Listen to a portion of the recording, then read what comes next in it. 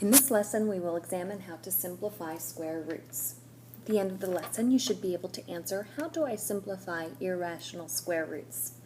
So let me remind you of what a square root is.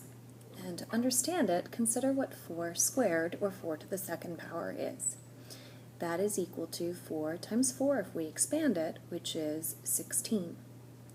So if we consider, if you're given 16, how do you get back to 4? Well, the inverse operation is the square root, which looks like this. The square root of 16 is equal to 4, because 4 times 4 gives you 16. Okay. So let me go over some vocabulary with you. The square root of 64 is how this is read. Sometimes it's read root 64. The sign is called the radical sign.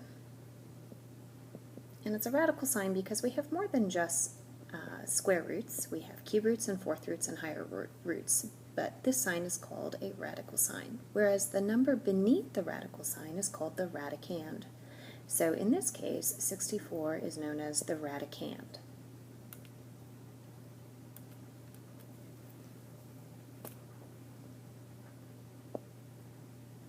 So when you're asked to simplify a square root, you have to think about, well, what are your different types of square roots? We have rational ones versus irrational ones. On the left side, remember that a rational number is any value that can be written as a fraction. So the square root of 4 is 2, because 2 times 2 gives you 4. Square root of 9 is 3, because 3 times 3 is 9. So all of these values on this side, these are perfect squares when you look at the radicands. So if you're taking the square root of a perfect square, that value is a nice whole number, it's going to be rational. But if you're taking any value in between them, for instance, in between 16 and 25, like the square root of 17, 18, 19, 20, all the way up through 24, the square root of 24 is going to be an irrational value. If you type in, for instance, the square root of 72 into your calculator, you're going to see that it's a decimal.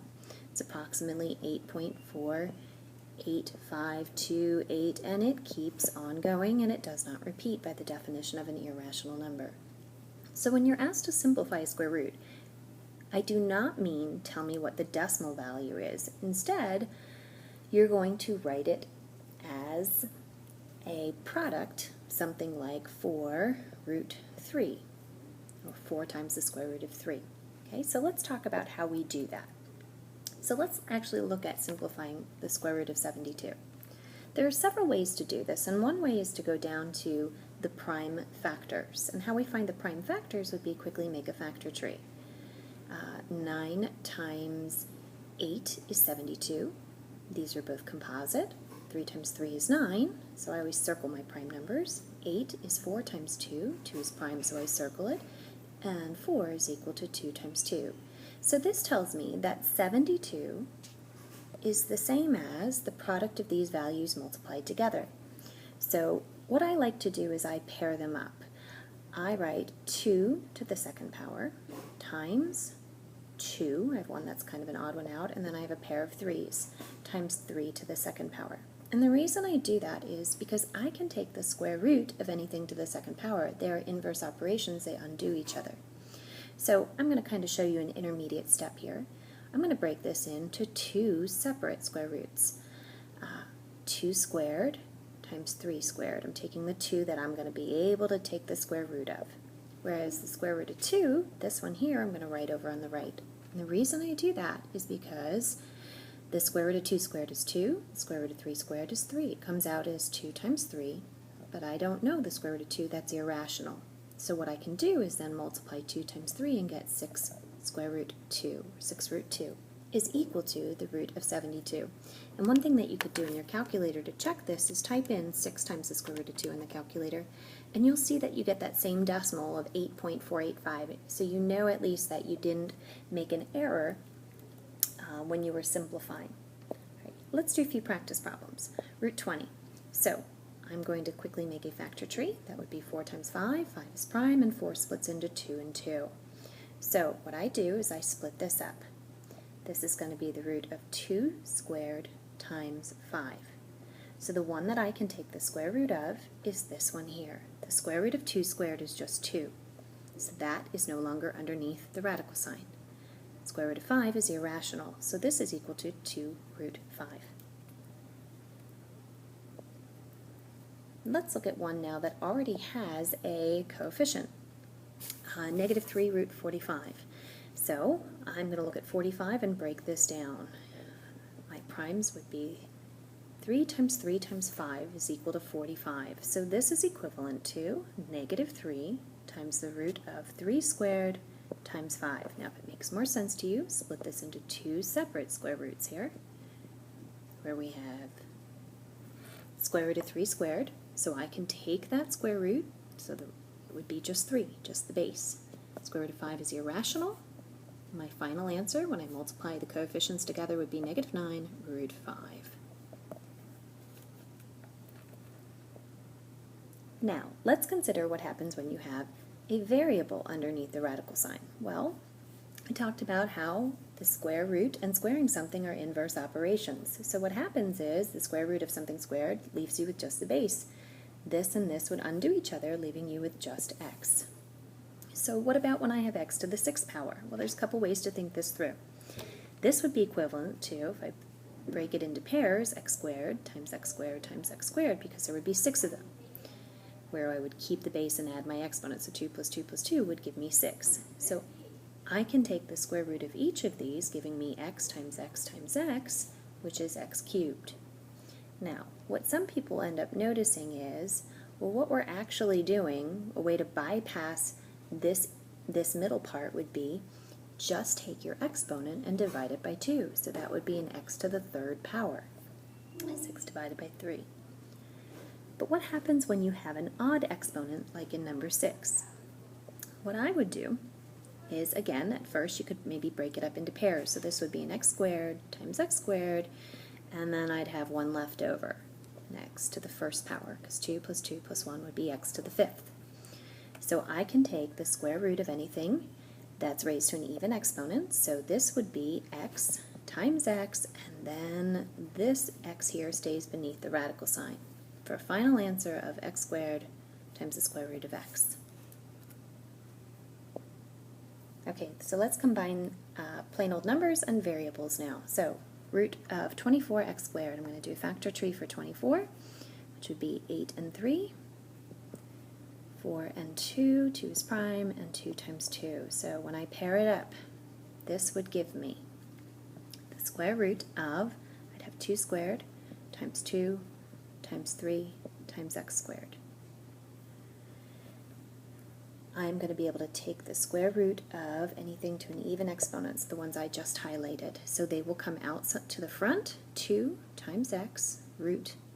Beneath the radical, I will have 2 times 3, which is 6. So 2x times the square root of 6. Now, number 8, the square root of 16. You could do a factor tree, but hopefully you realize immediately that the square root of 16 is 4. That's one of your perfect squares. So I'm going to bring out the 4 immediately and just look at x cubed. Now x cubed I can split up into x squared times x, and then I can take the square root of x squared. It would be x. So I'd have 4x times the square root of x, or 4x root x. Okay, number 9.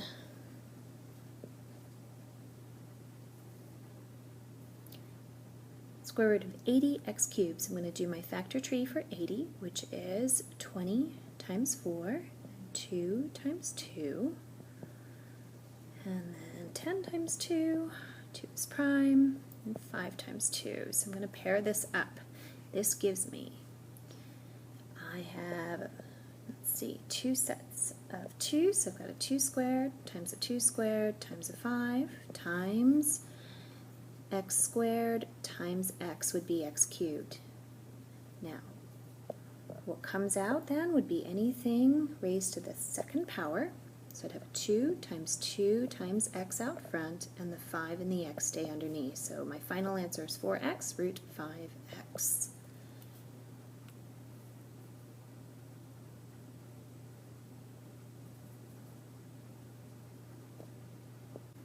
On the last 3, I am going to bypass the step of making the factor tree for sake of time you can pause the video and make your trees on your own.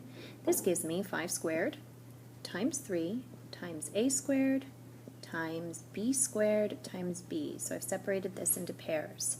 I'm going to take the square root of anything to the second power, which would be 5a b out front, draw my square root sign, and the 3 and the b stay beneath the radical. So 5ab root 3b. Number 11, 3 times the square root of 5 squared times 2 times y squared. This would give me 3 times 5 times y root 2, which gives me 15y root 2. Number 12 would be 3 root 2 squared times 2, because it would be 2 to the third power, times x times y squared times z squared times z squared times z. That would be a z to the fifth. I can take the square root of anything, be 3, anything to the second power I meant to say. Draw my radical sign over here, so a 2 comes out, a y, a z, and another z. Now what stays underneath is a 2 times x times z. So I'm going to clean this up and get rid of my multiplication signs. I'll have 6yz squared root 2xz. Okay. Hopefully you understand how to simplify an irrational square root.